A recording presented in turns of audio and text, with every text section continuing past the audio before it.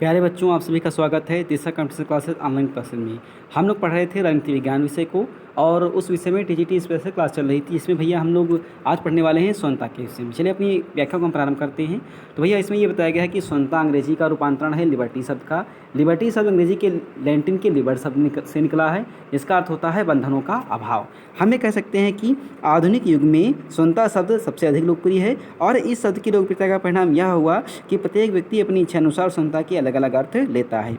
अधिकांश मनुष्य स्वतंत्रता का अर्थ मनमानी करने से या बिना किसी दूसरे व्यक्ति के हस्तक्षेप से अपनी इच्छानुसार कार्य करने से लेते हैं। स्वतंत्र विचारक स्वतंत्रता का अर्थ प्राचीन परंपराओं में बंधनों से मुक्त होने से लेते हैं। आध्यात्मिक संत स्वतंत्रता का प्राय सांसारिक मोहमाया से मुक्त होने से लेते हैं और परतंत्र देश के निवासी स्वतंत्रता को स्वराज का पर्यायवाची मानते हैं। चलिए हम परिभाषा देखते हैं भैया। बहुत महत्वपूर्ण परिभाषा है ये, सीलेन ने दी है और इनका ये मानना है कि स्वतंत्रता अतिशासन की विरोधी है। अन्य परिभाषा देखते हैं जैसे जे.एस. मिल का ये मानना है कि स्वतंत्रता जो है वो विचार और कार्य स्वतंत्रता पर उन्होंने बल दिया है। इनका मानना था कि स्वतंत्रता विचार और कार्यों पर सर्वाधिक महत्वपूर्ण होती है। अन्य अगर बात करते हैं तो जैसे भैया प्रोफेसर लास्की ने क्या बताया है। प्रोफेसर लास्की का कहना है कि स्वतंत्रता से मेरा अभिप्राय यह है कि उन सामाजिक परिस्थितियों के अस्तित्व पर प्रतिबंध ना हो जो आधुनिक सभ्यता में मनुष्य के सुख के लिए नितांत आवश्यक हों। आगे मैकेंजी ने कहा कि स्वतंत्रता सभी प्रकार के प्रतिबंधों का अभाव नहीं है, अपितु अनुचित प्रतिबंधों के स्थान पर उचित प्रतिबंधों की व्यवस्था करता है। इसके साथ अगर हम बात करते हैं भैया तो जो अन्य विद्वान आते हैं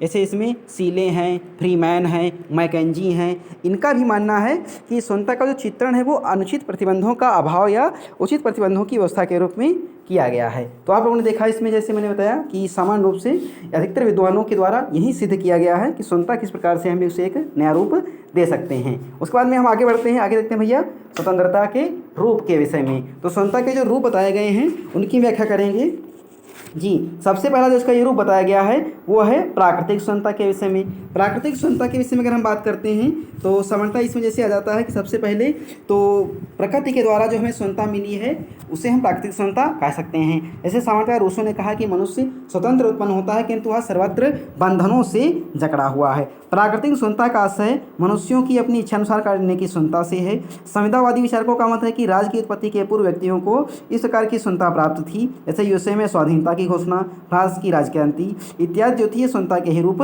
माने गए थे। आगे देखते हैं भैया अगला रूप है इसमें व्यक्तिगत स्वतंत्रता। इसमें क्या बताया गया है, इसका तात्पर्य है कि व्यक्ति के उन कार्यों पर कोई प्रतिबंध नहीं होना चाहिए जिनका संबंध उसके व्यक्तिगत अस्तित्व से है। इस प्रकार व्यक्तिगत कार्यों में भोजन, वस्त्र, धर्म और पारिवारिक जीवन को सम्मिलित किया जा सकता है। चलिए आगे बढ़ते हैं। अगला है नागरिक स्वतंत्रता। इसमें भैया सामान्यतः ये बताया गया है कि ये उन स्वतंत्रताओं से संबंधित है जो व्यक्ति या समाज या राज्य के सदस्य होने के नाते प्राप्त होते हैं। नागरिक स्वतंत्रता का उद्देश्य प्रत्येक व्यक्ति को समान अवसर और अधिकार प्रदान करना होता है, अतः स्वभाव से ही यह स्वतंत्रता सीमित या निरंकुश नहीं होती है। और ये दो प्रकार की होती है, शासन के विरुद्ध व्यक्ति की स्वतंत्रता और व्यक्ति को व्यक्तियों के समुदाय की स्वतंत्रता। आगे बढ़ते हैं आर्थिक स्वतंत्रता जी। आर्थिक स्वतंत्रता में क्या बात बताई गई है, इसमें यह बताने का प्रयास किया गया है कि वर्तमान समय में आर्थिक स्वतंत्रता का तात्पर्य व्यक्ति की ऐसी स्थिति से है जिसमें व्यक्ति अपने आर्थिक प्रयत्नों का लाभ स्वयं प्राप्त करने की स्थिति में हो तथा किसी प्रकार उसके श्रम का दूसरे से द्वारा शोषण ना किया जा सके। आगे बढ़ते हैं। अगला इसमें बताया गया है कि राष्ट्रीय स्वतंत्रता जी। राजनीतिक स्वतंत्रता बताई गई। राजनीतिक स्वतंत्रता में ये बात प्रस्तुत की गई है कि सामान्यतः अपने राज्य के कार्यों में स्वतंत्रतापूर्वक सक्रिय भाग लेने की स्वतंत्रता रही स्वतंत्रता, जैसे मत देने का अधिकार होना चाहिए और निर्वाचित होने का अधिकार होना चाहिए, उचित योग्यता होने पर सार्वजनिक पद धारण करने का अधिकार होना चाहिए। आगे देखते हैं भैया अगली जो है इसमें राष्ट्रीय स्वतंत्रता। राष्ट्रीय स्वतंत्रता की बात की जाए तो सामान्यतः इसमें बताया गया है कि प्रत्येक व्यक्ति राष्ट्र को भी स्वतंत्र होने का अधिकार होना चाहिए। राष्ट्रों की स्वतंत्रता संबंधी इस व्यवस्था को राष्ट्रीय स्वतंत्रता कहा जा सकता है। अगला है इसमें नैतिक स्वतंत्रता। नैतिक स्वतंत्रता में क्या बताया गया है कि व्यक्ति को अन्य प्रकार की स्वतंत्रता प्राप्त होने पर यदि वह अन्य नैतिक दृष्टि परतंत्र हो तो उसे स्वतंत्र नहीं क्या कहा जा सकता है। नैतिक स्वतंत्रता ही वास्तविक और महान स्वतंत्रता है। आगे बढ़ते हैं स्वतंत्रता के संरक्षण जी। स्वतंत्रता के संरक्षण के लिए क्या करना चाहिए ये बात कही गई है। तो अच्छे कानून बनाने चाहिए, विशेषाधिकारों का अंत करना चाहिए, लोकतंत्री शासन प्रणाली को अपनाना चाहिए और मौलिक अधिकारों को अपनाना चाहिए, स्वयं न्यायपालिका होनी चाहिए, सतत जागरूकता होनी चाहिए और शक्तियों का पृथक्करण करना चाहिए। इसके साथ साथ अगर बात की जाए तो इसमें आर्थिक न्याय का प्रबंध होना चाहिए और स्वतंत्र प्रेस होनी चाहिए, स्थानीय स्वशासन होना चाहिए। अब हम देखते हैं कुछ दृष्टिकोण स्वतंत्रता के परिप्रेक्ष्य में जी। सबसे पहले जैसे इसमें दृष्टिकोण आता है जी कह सकते हैं कि इसमें आता है जे.एल. मिश का दृष्टिकोण। उन्होंने स्वतंत्रता का नकारात्मक दृष्टिकोण प्रस्तुत किया है। उनका ये मानना है, उनका देखिए उनकी किताब है ऑन लिबर्टी, जो स्वतंत्रता पर ही लिखी गई, बहुत महत्वपूर्ण है। उनका ये मानना था कि व्यक्ति का उद्देश्य अपने व्यक्तित्व का उच्चतम एवं अधिकतम विकास है और यह विकास केवल स्वतंत्रता के वातावरण में ही संभव है। यदि व्यक्ति को यह स्वाधीनता न दी जाए तो मानव जीवन का मूल लक्ष्य भी विफल हो जाएगा। समाज की उन्नति और विकास के लिए भी व्यक्ति को अधिकतम स्वाधीनता देना आवश्यक है। इस प्रकार हमें कह सकते हैं कि मिल के अनुसार जो बात यहाँ पर प्रस्तुत की गई है कि उन्होंने जैसे मैंने बताया कि व्यक्ति के जीवन में राज्य का न्यूनतम हस्तक्षेप और अधिकतम संभव सीमा तक व्यक्ति को अपनी इच्छानुसार जीवन व्यतीत करने की छोटी स्वतंत्रता है, वह इसे अपनाने पर बल देता है। मिल व्यक्ति स्वतंत्र की स्थिति का प्रबलतम समर्थक है और उसे व्यक्ति स्वतंत्र को दो पहलू में बांटा है, विचार स्वतंत्रता और कार्य स्वतंत्रता। आगे देखते हैं भैया अगले कौन से इसमें विचारक आते हैं। तो अगले विचारक किसमें आते हैं, हेराल्ड लार्स्की। हेराल्ड लार्स्की के विषय में देखते हैं क्या उन्होंने कहा स्वतंत्रता के विषय में। उनकी भैया रचना जैसे authority in the modern state में नकारात्मक स्वतंत्रता के समर्थक के रूप में आए हैं। उसके साथ साथ जी आगे इन्होंने ये बताया है स्वतंत्रता के परिप्रेक्ष्य में कि व्यक्ति के जीवन पर अनुचित प्रतिबंधों का अभाव होना चाहिए, लेकिन अपनी उत्तरवर्ती रचनाओं में उन्होंने स्वतंत्रता के 3 रूपों की ओर संकेत किया। ये है व्यक्तिगत स्वतंत्रता, राजनीतिक स्वतंत्रता और आर्थिक स्वतंत्रता।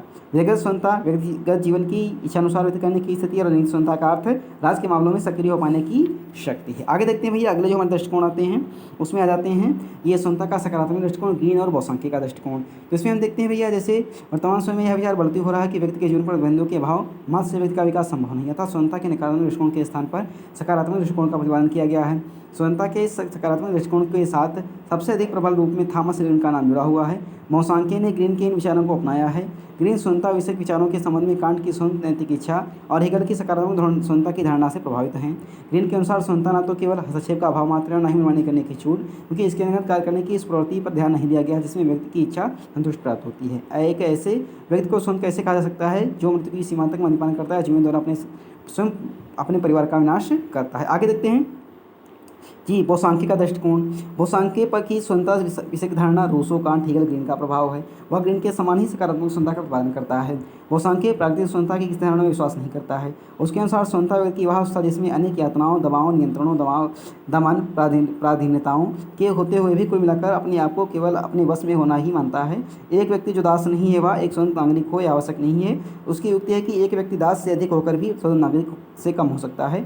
बोसांके का कथन रूसो की विचारधारा के अनुसार इसमें उसने कहा था कि एक व्यक्ति राज्य का नागरिक बनकर स्वतंत्र हो सकता है। अन्य बिंदु देखते हैं भैया।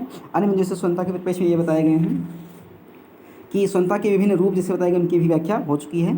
और मैं आशा करता हूं कि जो यह वीडियो बनाया गया स्वतंत्रता के परिप्रेक्ष्य में या आपकी परीक्षा में पूछ जाए और टीजीटी जो स्पेशल क्लास चलाई जा रही है उसमें इससे संबंधित प्रश्न आपकी परीक्षा में अवश्य पूछ जाएँ और आप इन्हें आसानी से सही कर सकें। भैया अगर मेरा वीडियो अच्छा लगता है तो आप इसे लाइक करें, शेयर करें, सब्सक्राइब करें और अपने मित्रों के पास शेयर अवश्य कर दें जिससे उनको भी इसका लाभ मिल सके।